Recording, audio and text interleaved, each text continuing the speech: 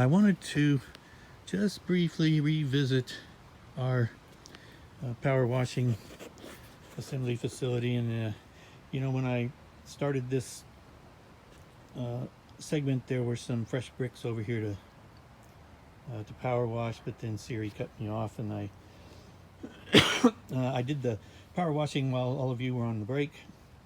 But that's not what I came to talk about. So I had mentioned before about our discard for the power washing waste, and how it kind of rolls off the concrete there and lands on the portion of the yard that doesn't have grass. And I mentioned how it kind of flows down and over in to the yard next door, and I didn't want to show that path. And the reason I didn't want to show it is because and now it's dark enough that I think I can show it. So but the reason I wasn't going to show it is because there's not really any grass there, and so I don't mind, but it's kind of embarrassing for the yard. But this is just a little strip of yard on the side of our garage. We don't use it. No one ever comes back here. No one ever sees it, and that is precisely why we chose this spot of the yard to place the portion of the lawn that does not support healthy grass. I noticed the last time that I was power washing that there is a new addition to our processing facility. One aspect, and it's really an important feature of this new addition, is that it's mobile. And so I can drag it along. Just bear with me here for a minute. And in the grunting you hear, for the younger kids out there, that's what old people make when they are doing something that might seem like to an onlooker that they're exerting energy. See, it's like that. You guys will learn more about that as you get older. But let me get this new piece of equipment out into the light so you can see it. So how about that?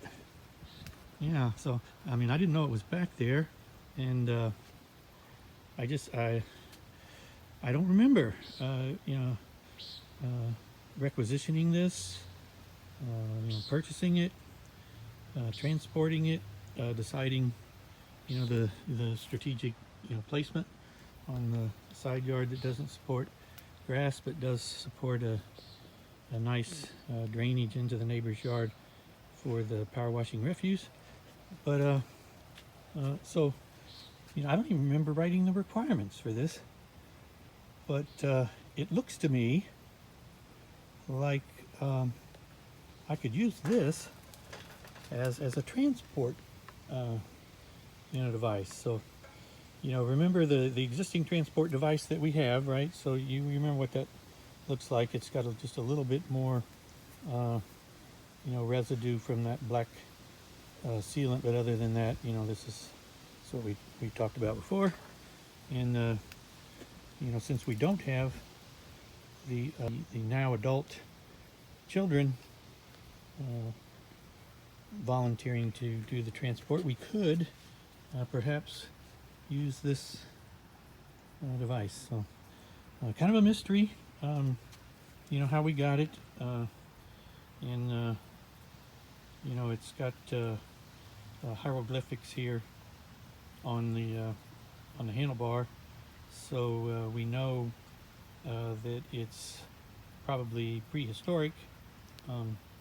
But other than that, I'm not sure. There's some instructions here, and there's some actual words on the instructions, but I think we covered that earlier in the video. Here at Plan B Engineering, we don't read instructions, but we do look at the pictures, and I think you can kind of see here by the pictures that this is a multi-purpose piece of equipment. And the parts that I'm the most interested in here are these three right here on the right. And if you look closely, you can see that at least three of the functions of this device are transport.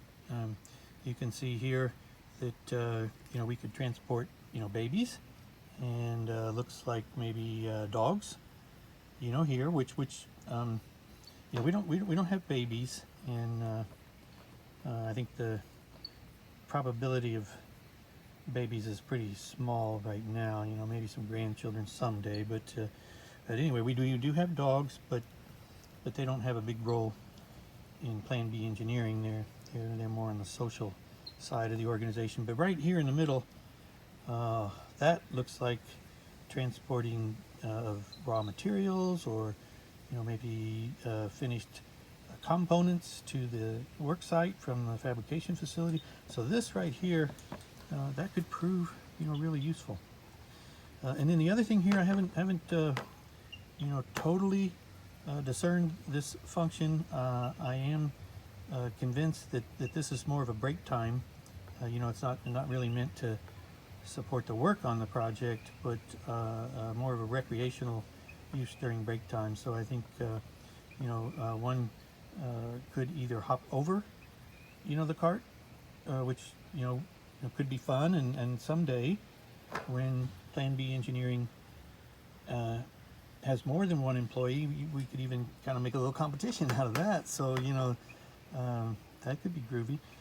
And then you know, it's possible that another use of this is as a bench. I just can't tell if the little avatar guy there is hopping or sitting, but both good, noble uses that we could use here at Plan B Engineering. So really excited about this new piece of equipment. Again, not sure exactly how it got here, but I am sure that it's a very interesting story, and so I'll be following up on that. All right.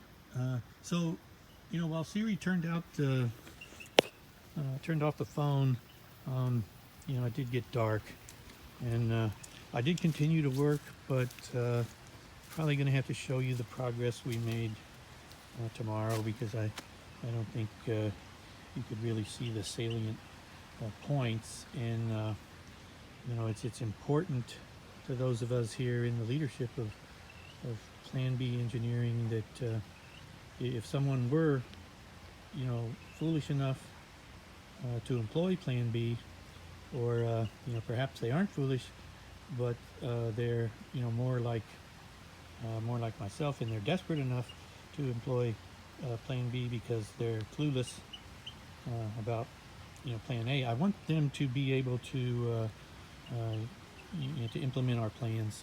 So I'm gonna, you know, shut it down for this evening, and hopefully tomorrow will be another work day.